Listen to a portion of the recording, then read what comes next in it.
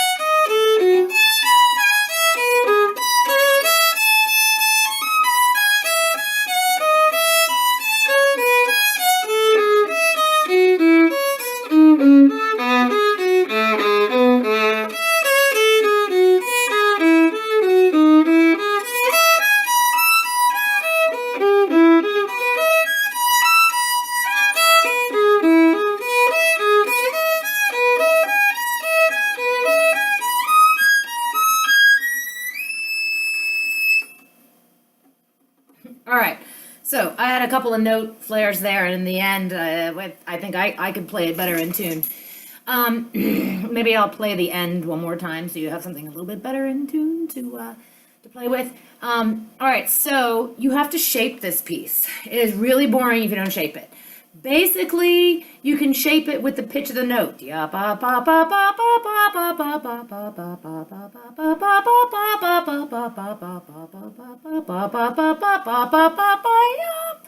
All right, get the idea. The other thing, it's very easy to rush in this, and the places that you'll rush are string changes and shifts. So make sure your string changes and your shifts are in the same tempo that you're playing. In other words, let's see.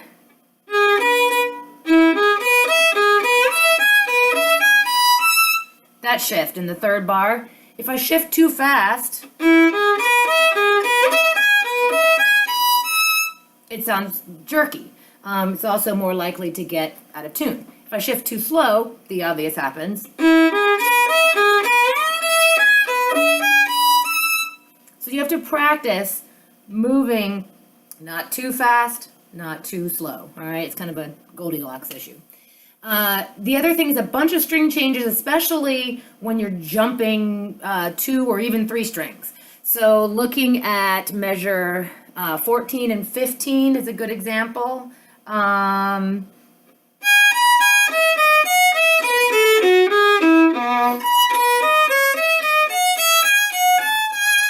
That big shift, you notice I took my time, right? If I try to do too much,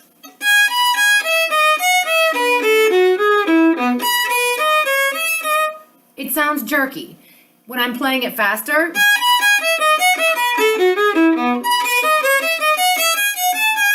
my string change, my motion will be a little bit faster. But so again, shift and move your string changes in the tempo that you are playing. Do not rush them. Do not take them too slowly. But the proclivity is to rush them. Okay, the other thing, there was something else. Oh, I talked about phrasing it. You may have a copy of the music. I have the Old International copy, so my fingerings might be a little different. And you might have the Rachel Barton Pine copy, in which case I believe she has some dynamics already put into it, some phrasing that kind of helps out. So do the dynamics she says. This needs to be done with a metronome. It's so easy to rush. I have my music in front of me from when I studied it as a kid, and I have "Don't Rush" like written everywhere. This is a great excerpt, a great piece to also do rhythms. Rhythms will help.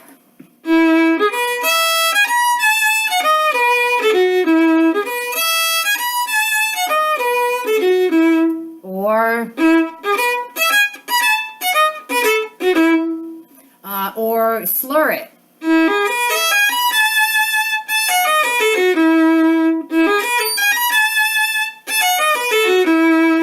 All of these different things, different bowing patterns and different rhythmic patterns will help you calibrate, line up your left hand, your right hand, because that's one of the biggest problems. We have, right? Okay, maybe it's not that bad, but you get my point. Let's see, to make it even more difficult, yay, because you know I love that, we have 12 notes in every measure. So instead of separating them into 2 groups of 6, separate them into 3 groups of 4.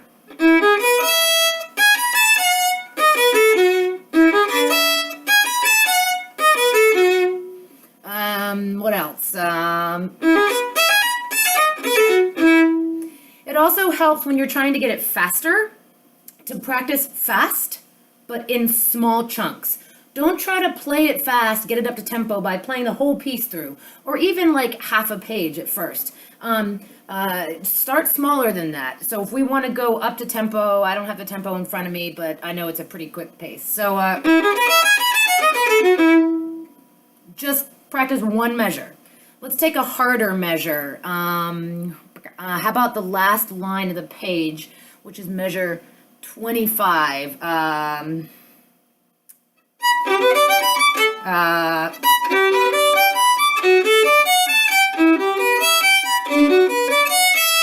right, let's say you want to get that up to tempo. You'd practice rhythms, or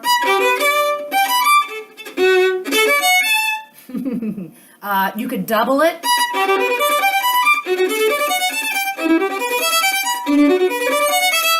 That helps line up your fingers and bow. Slur it, which is awesome because it's really difficult to slur with all these string changes.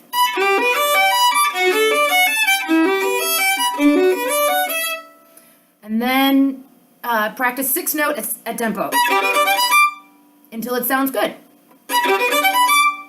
And then try the next 6 notes. And then put them together. Okay? So in tiny little chunks. But don't let yourself get away with it being sloppy and saying that's good enough. You can work it up to be clean. As I think I've told you before, I'm always a fan, if it's a really fast tempo that's required, take it a couple clicks under that tempo. It'll still sound good, but it's better that you play it a little bit too slow, where you're more comfortable, than right at tempo where you feel really uncomfortable, because if you're really uncomfortable, you're just gonna rush and play it faster and it's gonna fall apart and be a mess. The last piece of advice I can give you for a perpetual motion piece like this is make sure that when you're looking at the music, you're always reading 3 or 4 notes ahead of where you're playing.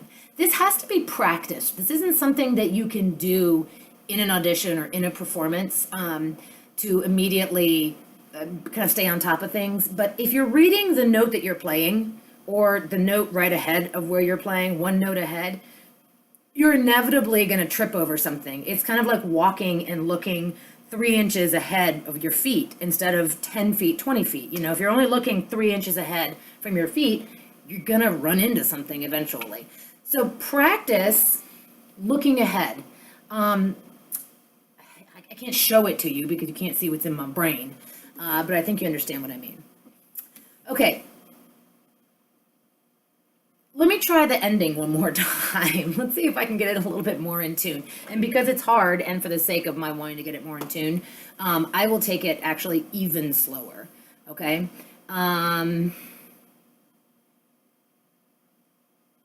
Let's take it just from measure 52, which is the last 1, 2, 3, 4, 5 measures.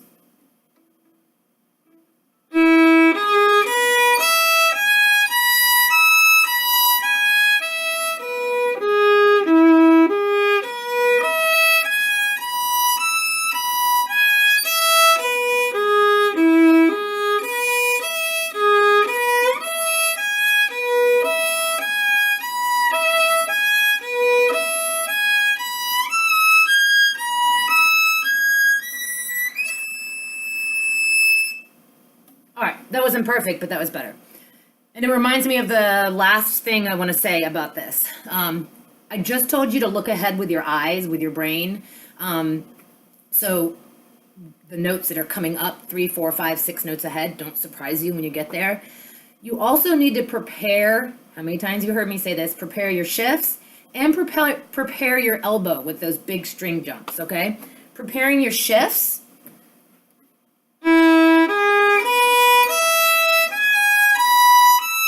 I was ready for 4th position. I wasn't back here. Stuck.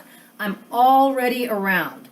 You really need to do that because you won't play out of tune if you don't do that, all right? So prepare that elbow for shifts, okay? Sorry, you can see my big patch of poison ivy here that I have covered up. The other thing, prepare that elbow for string changes. In order to give a good example of that, let's look back at measure 9. That's where there are a lot of string changes.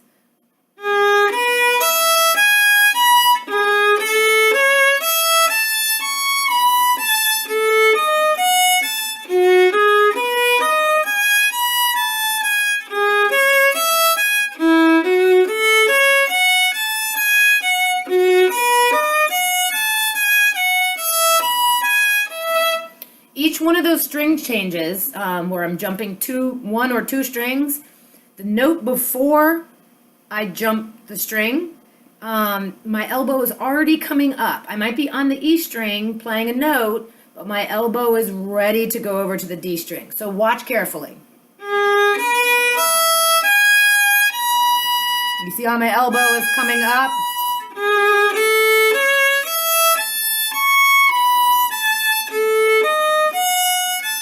This is my normal E string level, but now I'm here because I'm about to go to the D string.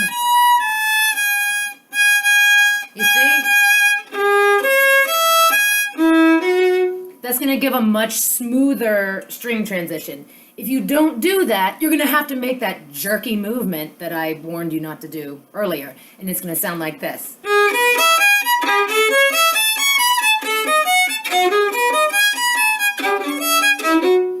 And you probably know what that sounds like because we've all done that before. So prepare that elbow, and that has to be done with really slow practice until you get the motion correct, and then you can slowly speed it up. It won't take long to do all that, but you have to start really slow. My last suggestion in this piece is to play as many double stops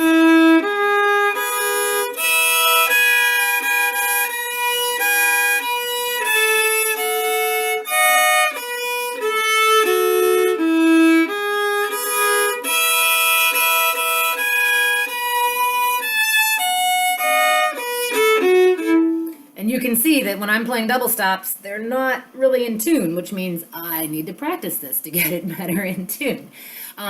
Also, playing against a drone, right? The E.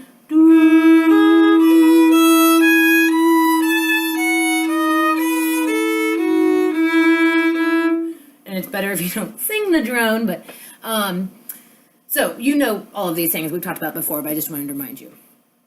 Okay, I think that should be it. Happy practicing. Good luck. Bye-bye.